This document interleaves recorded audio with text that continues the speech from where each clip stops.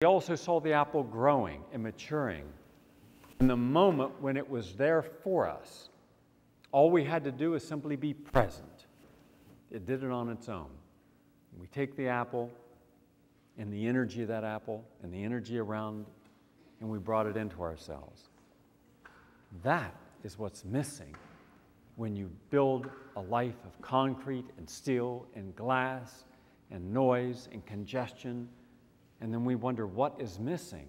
The essentialness of the subtle, the necessary of the quiet, the sublime of the humility we must maintain in the face and magnificence of nature. Sitting. My uncle used to have a little goldfish pole, and it was tiny. It was maybe just this big, that's all.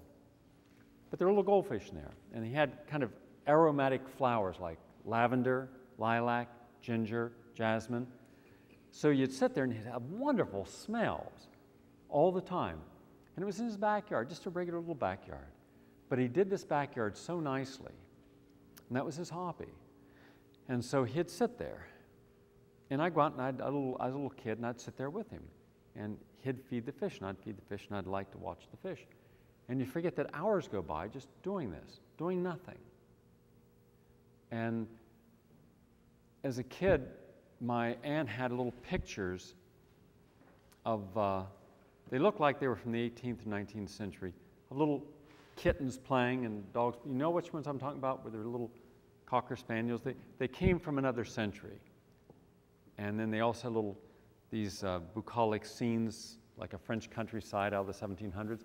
And I thought, what would it be like to live back then, to have that, where you woke up each day and you had a knowledge of what your life would be like.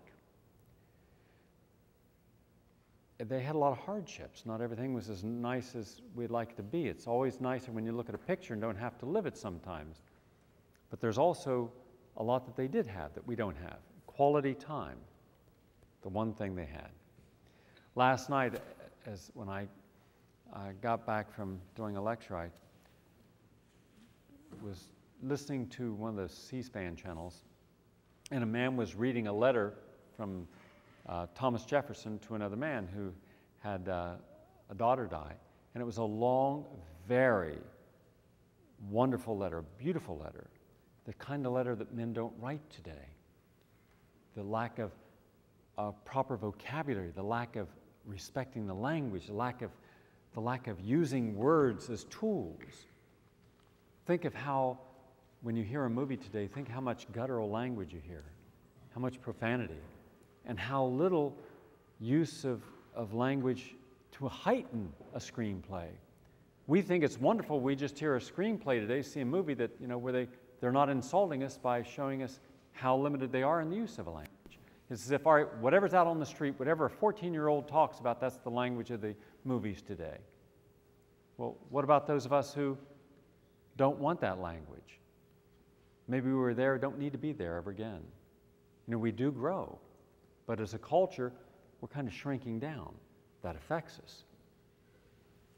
A person who graduated from the 5th grade 100 years ago had the equivalent of 10th grade education today.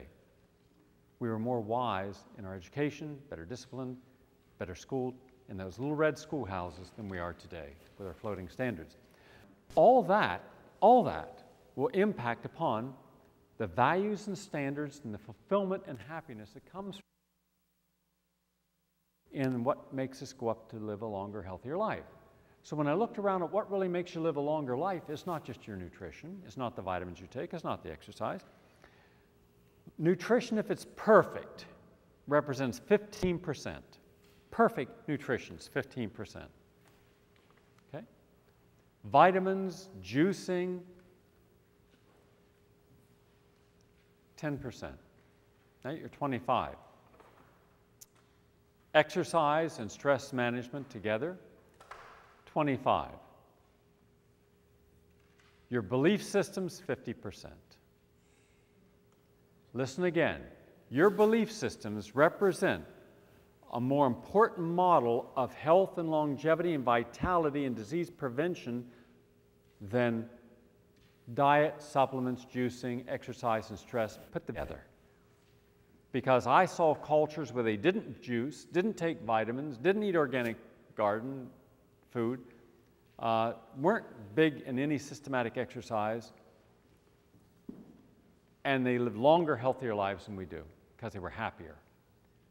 And happiness doesn't come through your nutrition, juicing, vitamins, exercise, or stress management. Happiness comes from what you value and how you're going to live a life that maintains that value. So here, there was a time when we had values that were different than today. Life was simpler, in some respects more difficult, but when I grew up, I never had a car, so I ran everywhere. I thought nothing of running, to my buddy's house and going to school, and I just ran everywhere.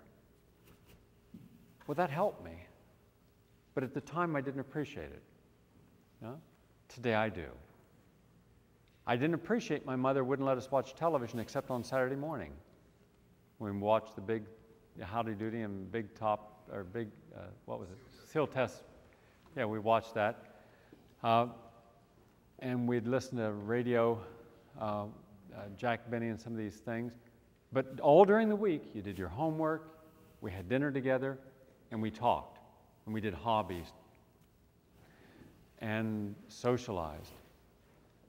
And there were times when I didn't want to do that. I'm glad that I did do that. We can't always appreciate how much wisdom there is in something when we're fighting it at the moment because we want to do something else. Well, what about those cultures today where they still don't drive everywhere, don't spend 5.5 hours watching television, 2.5 hours talking on the phone, snacking all day long on unhealthy snacks? Those are the people living healthier lives. Have any of you seen that, the Discovery documentary they did about, I think, 1.5 years, 2 years ago, because I've seen it run a few times, where it was down in South America in the rainforest, and that showed a tribe that used the long dart guns, and there was a guy that went after went after monkeys to eat, and he was climbing the trees, and he went out for 4 days. Pure muscle body, was 66 years old. He had the body of like an 18-year-old, and not even a regular 18-year-old. I mean, muscular. He would just jump right up those trees, and he was so patient, and he'd come back after 3 or 4 days with the monkeys that he had gotten. And he knew what his role in life was and his place, and there was balance, and there was harmony. Well, show me a 67-year-old guy climbing trees today. They can't climb into bed today. That's true. We have to understand that other cultures have benefited from conveniences they frequently do not have. And we have been weakened by having too many conveniences. And our big weaknesses came when my parents, born in the Depression and healthy up through the end of the Second World War, then ended up being sold the idea that if they wanted to have a happy life, they had to have one of convenience. So frozen dinners and instant dinners and microwave cooking and mixing everything in a box for them. That became the way you were supposed to do things. You wanted everything convenience. Remember those tacky things in the 50s where you push a button, everything was done for you? Of course, it always broke, but that ushered in a whole industry of servicing everything that you thought you had to have that breaks. And then people stopped doing things for themselves because why should you? Have it done for you.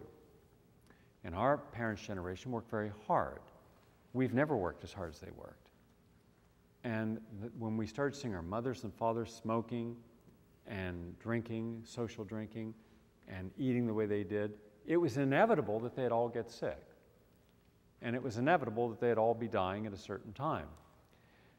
Now, they didn't have the benefit of what we had, and that is understanding how lifestyle does affect your behavior, but their parents did.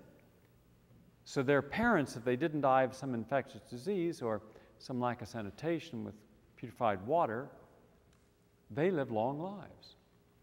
So you almost have to go back to the Civil War generation where people were still self-sufficient, where a farmer would grow 100 variety of things on a farm, everything they needed. They had root cellars that were 5 feet underground so that their tubers, like sweet potatoes and yams and potatoes and